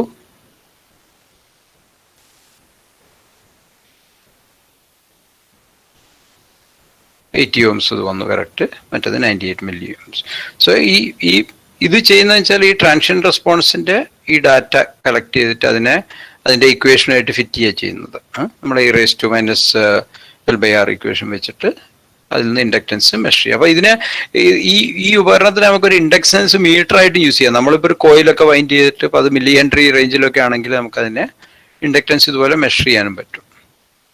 പിന്നെ മ്യൂച്വൽ ഇൻഡക്റ്റൻസ് സ്റ്റഡി ചെയ്യാൻ, ട്രാൻസ്ഫോമറുകൾ സ്റ്റഡി ചെയ്യാൻ, അങ്ങനെ ഒരുപാട് ആക്ടിവിറ്റീസ് ഇതിൽ പോകാൻ പറ്റും. നമുക്ക് ഇതിനൊരു ഒറ്റ ചേഞ്ച് കൂടി വരുത്തിയിട്ട് നമുക്ക് ഇതിനെ വേണമെങ്കിൽ അവസാനിപ്പിക്കാം. കാരണം ഇതുവരെ ചെയ്തത് രണ്ടെണ്ണവും എക്സ്പൊണൻഷ്യൽ ആയിരുന്നു, അത് മൊണോട്ടണസ് ഗ്രാഫാണ്.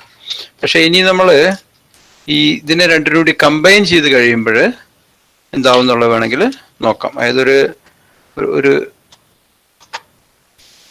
ഒരു കപ്പാസിറ്ററും ഇൻഡക്ടറും രണ്ടും ഉണ്ടെങ്കിൽ നമ്മുടെ ഗ്രാഫ് എങ്ങനെ മാറും എന്നുള്ളത് നമുക്കൊന്ന് വേണമെങ്കിൽ നോക്കാവുന്നതാണ്. അതായത് RLC സർക്യൂട്ട്. അപ്പൊ നമ്മൾ RC RLും ചെയ്തു. ഇനി RLC ചെയ്യണമെങ്കിൽ L വേണം, അവിടെ വെച്ചു. C വേണം. C നമ്മൾ വളരെ ചെറിയൊരു കപ്പാസിറ്റർ വാങ്ങിച്ചു വെച്ചിട്ടുള്ള C.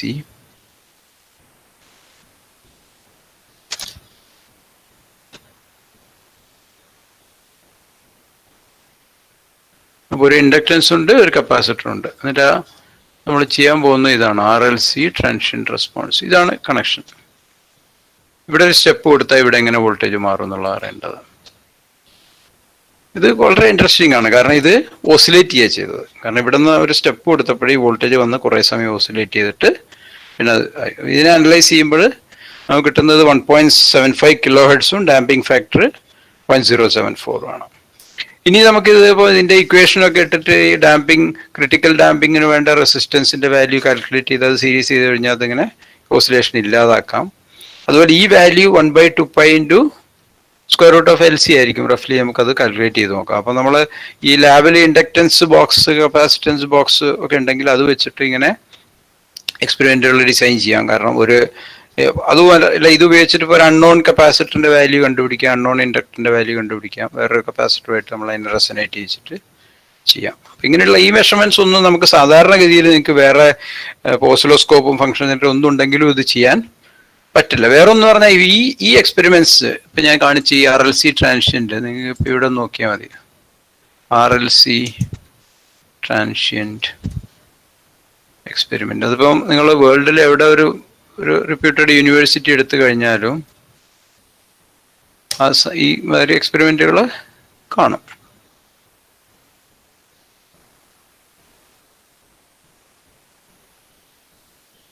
ഇതിപ്പോൾ ഇല്ലിനോയ്സിന്റെ ഒരുപാട് എണ്ണത്തിന്റെ കാണാൻ പറ്റും. പക്ഷെ ഇവരെല്ലാം തന്നെ ചെയ്യുന്നത് വളരെ എക്സ്പെൻസീവ് എക്യുപ്മെന്റ് ആണ്. അവർ ചെയ്യുന്നത് സാധാരണ രീതിയിൽ ഇതിന് ഒരു സ്റ്റെപ്പിന് പകരം ഒരു സ്ക്വയർ വേവ് കൊടുത്തിട്ട് എന്നിട്ട് ഒരു ഡിജിറ്റൽ സ്റ്റോറേജ് ഓസിലോസ്കോപ്പ് ഉപയോഗിച്ചിട്ടൊക്കെ ചെയ്യുന്നത്. ഇതിന്റെ തിയറി ഒക്കെ ഇവിടെ ഉണ്ട്. ഇങ്ങനെ വെച്ചിട്ട് പിന്നെ അവിടുന്ന് ഒരു ഡിജിറ്റൽ സ്റ്റോറേജ് ഓസിലോസ്കോപ്പ് ഉപയോഗിച്ച് ആ ഭാഗം എടുത്ത് അനലൈസ് ചെയ്തിട്ടൊക്കെ ചെയ്യുന്നത്. പക്ഷെ നമുക്കത് വളരെ എളുപ്പത്തിൽ ഇത് ഉപയോഗിച്ച് ചെയ്യാൻ പറ്റും. അപ്പോൾ ഇനി കൂടുതൽ മുന്നോട്ട് പോകണമെങ്കിൽ ഈ രണ്ട് കാര്യങ്ങൾ, ഈ രണ്ട് സൈറ്റ് ഓർമ്മ വെക്കും. ഒന്ന് ഇവിടെ ഉണ്ട്, എക്സ്പെരിമെന്റ്സ് ഒക്കെ ഇവിടെ ഡോക്യുമെന്റഡ് ആണ്. ഒരു യൂസർ മാനുവൽ PDF ഫോമിൽ അതുണ്ട്. പിന്നെ ഈ സൈറ്റിൽ വരും alpha.scischool.in എന്നുള്ള സൈറ്റ് വന്നിട്ട് ഗസ്റ്റ് ആയിട്ട് ലോഗിൻ ചെയ്ത് കഴിഞ്ഞാൽ ഈ കോഴ്സ് സെലക്ട് ചെയ്യുക, എക്സ്പൈസ് കോഴ്സ്. അത് മുഴുവൻ എഴുതിയില്ല, മെക്കാനിക്കൽ ഭാഗങ്ങൾ അതൊക്കെ എക്സ്പെരിമെന്റ് എഴുതാണ്ട് ഇലക്ട്രിസിറ്റി മാഗ്നറ്റിസം വരെ എഴുതി.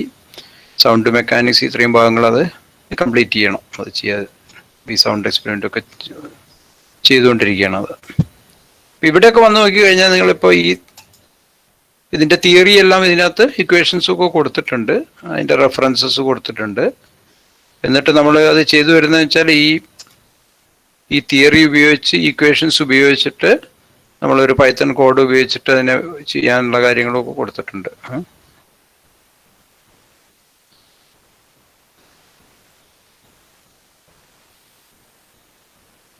ഇവിടെ കണ്ടില്ല ഈ ഇക്വേഷൻസ്. ഇപ്പോൾ നമ്മളിപ്പോൾ ചെയ്ത എക്സ്പെരിമെന്റ് ആണ് RLC സർക്യൂട്ട് സ്റ്റെപ്പ് റെസ്പോൺസ്. അപ്പോൾ ഈ 3 value 100 Ohm, 0.1 micro, 10 milli Henry വെച്ചിട്ട് ഇക്വേഷൻസ് അത് അപ്ലൈ ചെയ്തിട്ട് നമ്മളതിനെ ഈ ചെറിയൊരു പൈത്തൺ പ്രോഗ്രാം ഉപയോഗിച്ചിട്ട് അതിനെ നമ്മൾ കാൽക്കുലേറ്റ് ചെയ്ത് പ്ലോട്ട് ചെയ്തു. ഈ പ്ലോട്ട് ചെയ്തതാണ് പിന്നെ നമ്മൾ എക്സ്പെരിമെന്റിൽ ഇവിടെ റീപ്രൊഡ്യൂസ് ചെയ്യുന്നത്. അപ്പോൾ ആദ്യം അതിൻ്റെ തിയറി, പിന്നെ ന്യൂമറിക്കൽ കമ്പ്യൂട്ടേഷൻ, പിന്നെ ആക്ച്വൽ എക്സ്പെരിമെന്റ്. ഇതെല്ലാം ഇതിൽ ഒരേ സമയത്ത് നമുക്ക് ഒരു എക്യുപ്മെന്റ്, ഒരു കമ്പ്യൂട്ടർ ഉണ്ടെങ്കിൽ ചെയ്യാൻ പറ്റും. അപ്പോൾ എനിക്ക് തോന്നുന്നു ഇൻട്രൊഡക്ഷൻ ഏതാണ്ട് ഇത്ര മതി. ഇപ്പോൾ ഈ സൈറ്റ് ഓർമ്മ വെക്കുക, ഇവിടെ വന്നിട്ട് കൂടുതൽ ഇൻഫർമേഷൻ എടുക്കുക. ഇനി ഈ ചോദ്യങ്ങൾ ഉണ്ടെങ്കിൽ എടുക്കാം, കാരണം നമ്മൾ ഇവിടെ വെച്ച് നിർത്തുക നല്ലതെന്ന് എനിക്ക് തോന്നുന്നു.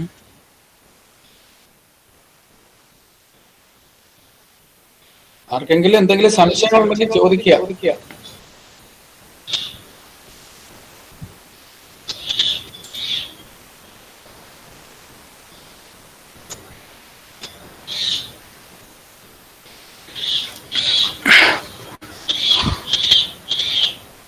അപ്പൊ നമ്മള്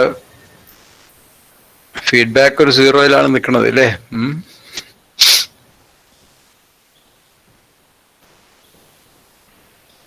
ശ്രീമാർ, ഈ ഡിവൈസ് ഇവരാരെങ്കിലും കണ്ടിട്ടുണ്ടോ ലാബിൽ ഇരിക്കുന്നത്? അവിടെ ചുരുക്കം ചിലരെ കണ്ടു കാണും.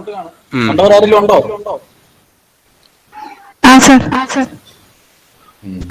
ഇവര് ചെറിയൊരു പ്രോജക്റ്റ് ഒക്കെ നമുക്ക് ചെയ്തതാണ്. അപ്പൊ എനിക്ക് തോന്നുന്നത് ഇനിയിപ്പോ ഇതില് താല്പര്യമുള്ളവർ അത് ഓൺലൈൻ കോഴ്സിലൊക്കെ നോക്കിയിട്ട് പിന്നെ നമുക്കൊരു ഹാൻഡ്സ് ഓൺ അടുത്ത അക്കാഡമിക് ഇയറിലോ മറ്റോ അങ്ങനെ ചെയ്ത് കൊണ്ടുപോകേണ്ടി വരും. പൈത്തൺ പിന്നെ ഇവര് പഠിക്കാനുള്ളതല്ലേ, ഓൾറെഡി പഠിക്കുന്നതല്ലേ പൈത്തൺ അല്ലേ? പൈത്തൺ PG-ക്കാര് പഠിക്കുന്നുണ്ട്, മറ്റവര് ഇനിയും അടുത്ത വർഷം വരെ പഠിച്ചു തുടങ്ങും. നമ്മള് സ്പെഷ്യലി ഫസ്റ്റ് ഇയർകാരൊക്കെ ആയിരിക്കും ഇത് കൂടുതലായിട്ട് പാർട്ടിസിപ്പേറ്റ് ചെയ്യുക നമ്മൾ അടുത്ത വർഷം നടക്കുമ്പോഴേക്കും. അല്ല, അതിപ്പോ ഞാൻ പറഞ്ഞ വെച്ചാല് ഞാൻ ഇപ്പോ ഒരു നമ്മളിപ്പോ ഹാൻഡ്സ് ഓൺ ചെയ്യുന്ന സമയത്തും അതിന്റെ ഒരു ഷെഡ്യൂളിങ് ഈ പറഞ്ഞ മാതിരി ഒരു പകുതി ഒരു ഹോംവർക്ക് എന്നുള്ള രീതിക്ക് ചെയ്ത് പോകേണ്ടി വരും നമ്മൾ. അതിന്റെ ആ രീതിയിൽ പ്ലാൻ ചെയ്യാൻ നന്നാവുക. കാരണം ഇതിപ്പം ലാബിൽ തന്നെ ഇരുന്ന് ചെയ്യണമെന്നില്ലല്ലോ.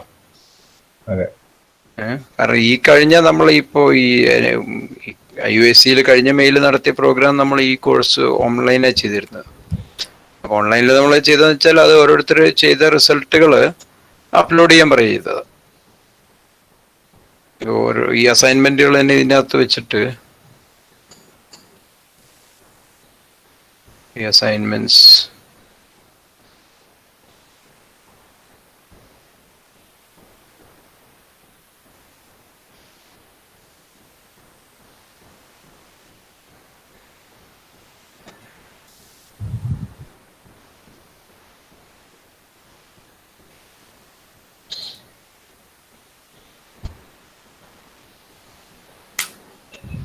ആരെങ്കിലും ചോദിക്കുക, എന്തെങ്കിലും സംശയങ്ങൾ ചോദിക്കുക.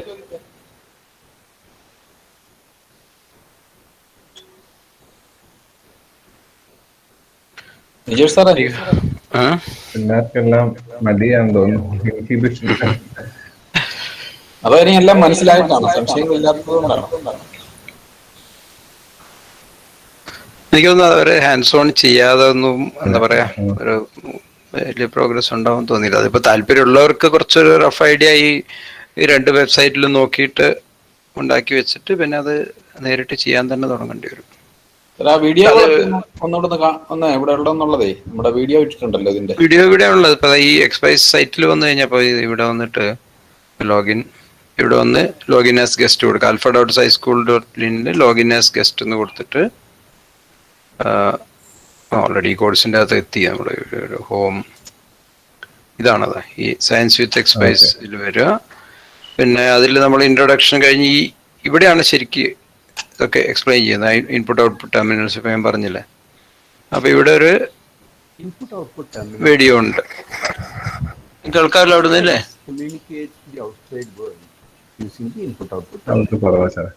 അല്ലേ? അത് നിങ്ങൾ നേരിട്ട് അത് നേരിട്ട് പ്ലേ ചെയ്യുമ്പോൾ കേൾക്കും. ഇവിടുന്ന് ഈ മൈക്ക് പിടിക്കാത്തതുകൊണ്ടാണ് അത്. അപ്പോ ബാക്കി അതിൽ എല്ലാ എക്സ്പ്ലനേഷനും ഇതിനകത്തുണ്ട്. അപ്പോൾ സ്റ്റാർട്ട് ചെയ്ത് താല്പര്യമുള്ളവർക്കുള്ള റിസോഴ്സസ്, സ്റ്റാർട്ടിങ് റിസോഴ്സസ് എല്ലാം തന്നെ ഉണ്ട്. ഇത് ഞാൻ ലോഗിൻ ചെയ്യാത്തതുകൊണ്ടാണ്. എനിക്ക് തോന്നുന്നു ഞാനിവിടെ ലോഗിൻ ചെയ്താൽ ഒരു പക്ഷേ എനിക്ക്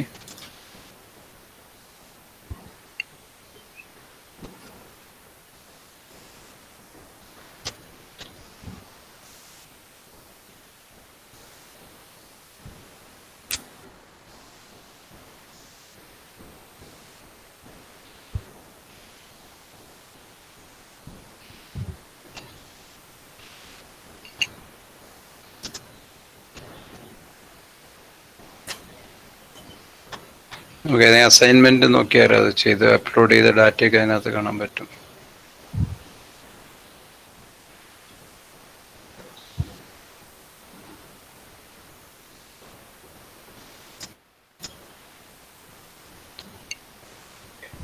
അല്ല, ഞാൻ പറഞ്ഞു എന്ന് വെച്ചാൽ ഇപ്പൊ നമ്മള് കുട്ടികൾ വീട്ടിൽ നിന്ന് ചെയ്യുകയാണെങ്കിലും നമുക്ക് ഈ രീതിയിൽ കാര്യങ്ങൾ ചെയ്യാൻ പറ്റും. അത്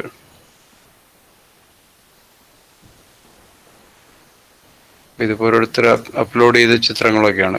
ഈ സൗണ്ട് എക്സ്പെരിമെന്റ് ചെയ്ത് ഡാറ്റ അപ്ലോഡ് ചെയ്തതാണിത്. അപ്പൊ ഇത് അപ്ലോഡ് ചെയ്ത് ഒന്ന് ഇത് തന്നെ ഉപയോഗിക്കുക. കാരണം ഈ എക്സ്പെരിമെന്റ് നമ്മളിപ്പോ ലാബിൽ എക്സ്പ്ലെയിൻ ചെയ്ത് കൊടുത്ത ഒരു വീട്ടിൽ നിന്ന് ചെയ്യുകയാണെങ്കിൽ ഇതുപോലെ കൊടുത്തു കഴിഞ്ഞാൽ നമുക്ക് അത് ഉപയോഗിച്ച് ഗ്രേഡ് ചെയ്യാനേ ഉള്ളൂ. കാരണം കുറച്ചും കൂടി എളുപ്പമുണ്ട് കാര്യങ്ങൾ ചെയ്യാനൊക്കെ.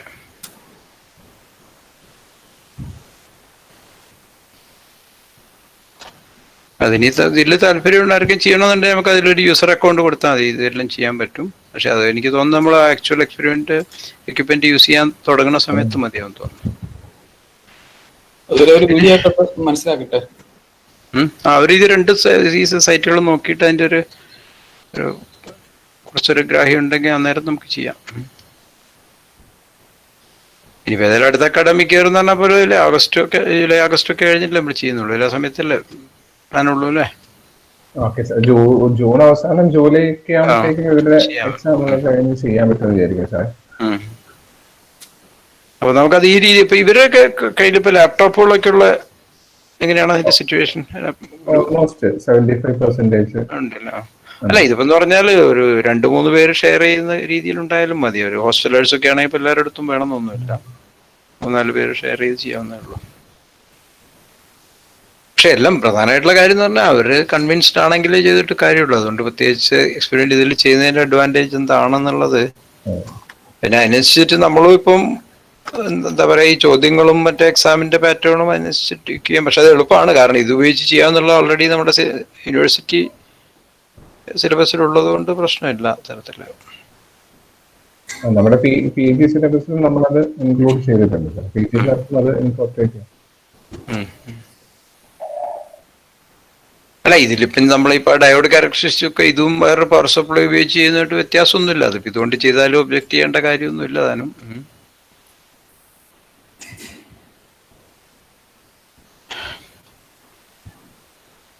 ഞാനൊരു ഫീഡ്ബാക്ക് ലിങ്ക് ഞാൻ ഇതിന്റെ ചാറ്റ് ബോക്സിൽ ഷെയർ ചെയ്തിട്ടുണ്ട്. നിങ്ങൾക്ക് സ്റ്റിൽ എന്തെങ്കിലും ഡൗട്ട് ക്ലിയർ ചെയ്യാനുണ്ടെങ്കിൽ ഇപ്പൊ തന്നെ ചെയ്യാം. എന്റെ സാറ് പറഞ്ഞതുപോലെ ഇതിന്റെ ഒരു കണ്ടിന്യൂസ് എന്താ പറയാ ഹാൻഡ്സ് ഓൺ സെക്ഷൻ നമ്മുടെ ലോങ് ടേം പീരീഡ് ഈ ഒരു സിറ്റുവേഷൻ മാറിക്കഴിയുമ്പോൾ ജൂലൈ ഒക്കെ ആകുമ്പോഴത്തേക്കും, ജൂൺ അവസാനം ജൂലൈയോടുകൂടി നമ്മൾ കിറ്റുകളൊക്കെ നമ്മൾ അറേഞ്ച് ചെയ്തിട്ട്, ഈ എക്സ്പൈസിന്റെ കിറ്റ് നിങ്ങൾ കണ്ടല്ലോ, അത് അറേഞ്ച് ചെയ്തിട്ട് നമ്മൾ നിങ്ങൾ കോളേജിൽ നിങ്ങൾ വന്നതിന് ശേഷം നിങ്ങളുടെ ഒരു ട്രെയിനിങ് സെക്ഷൻസ് നമ്മൾ അറേഞ്ച് ചെയ്യുന്നതാണ്. അപ്പം ആ ഒരു പീരീഡിൽ നിങ്ങൾക്ക് കുറച്ചുകൂടെ മനസ്സിലാവും. അപ്പം ആ വരുന്ന സമയത്ത് നിങ്ങൾ ചെയ്യേണ്ടത് സാർ ഓൾറെഡി പറഞ്ഞു, 2 ലിങ്കും സാറ് ഷെയർ ചെയ്ത് പറഞ്ഞു തന്നിട്ടുണ്ട്. അത് നിങ്ങൾ നോക്കി കാര്യങ്ങൾ കുറച്ചുകൂടെ ഡീപ്പായിട്ട് മനസ്സിലാക്കാനും എന്തൊക്കെ അതിന്റെ പോസിബിലിറ്റീസ്, അതിന്റെ പൊട്ടൻഷ്യൽ എന്താണെന്ന് മനസ്സിലാക്കാൻ നിങ്ങൾ ശ്രമിക്കും. അപ്പോൾ നമുക്ക് കൂടുതൽ പ്രോജക്റ്റുകളും കൂടുതൽ നമുക്ക് ഈ രീതിയിൽ ചെയ്യാനാണ് നമ്മൾ ആലോചിക്കുന്നത്. ഓക്കെ, ശ്രീകുമാർ സാറേ ആയിക്കോട്ടെ, നമുക്ക് വൈൻഡപ്പ് ചെയ്യാം. Okay, അപ്പോൾ now I invite our master student Anuj to propose the vote of thanks.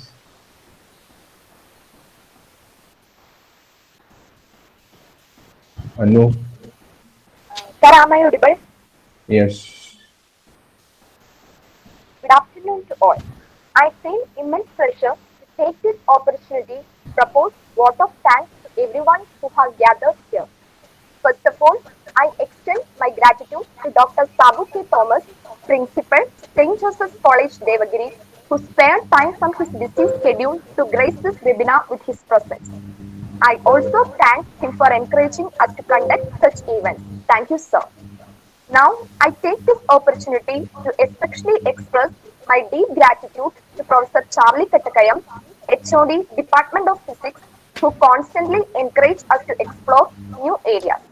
I also thank him for his support and guidance. I feel immense pleasure to express my gratitude to our distinguished speaker of the day, Dr. B.P. Ajit Kumar, Senior Scientist at Inter-University Accelerator Center, New Delhi, and alumni of St. Joseph's College, Devagiri. He spared time from his hectic schedule to address this webinar on Expeyes, which is a very relevant tool for learning science by exploring and experimenting. He gave us an idea about structure and functioning of Expeyes along with some experiments that we are dealing in our lab. Sir, thank you for making this webinar interesting and fruitful. My sincere gratitude also goes to Dr. Srikumar R. and Dr. Nijesh K. James, faculty's Department of Physics, for organizing webinar on topics that really matter in today's age and time. I also express my deep sense of appreciation and thanks to all the participants who attended the webinar with great enthusiasm and made this a successful event. I hope this session was effective in increasing your knowledge on Expeyes. Once again, I thank each and everyone for being with us this afternoon. Have a wonderful day. Thank you. Thank you. Thank you. Yeah, thank you. Thank you, sir.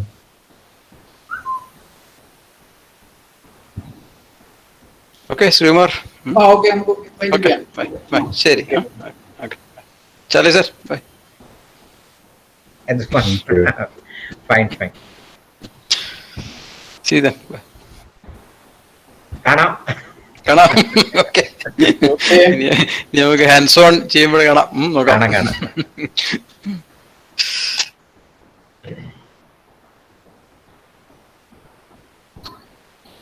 Log out ചെയ്യാം അല്ലേ നിജേഷ് സാറേ?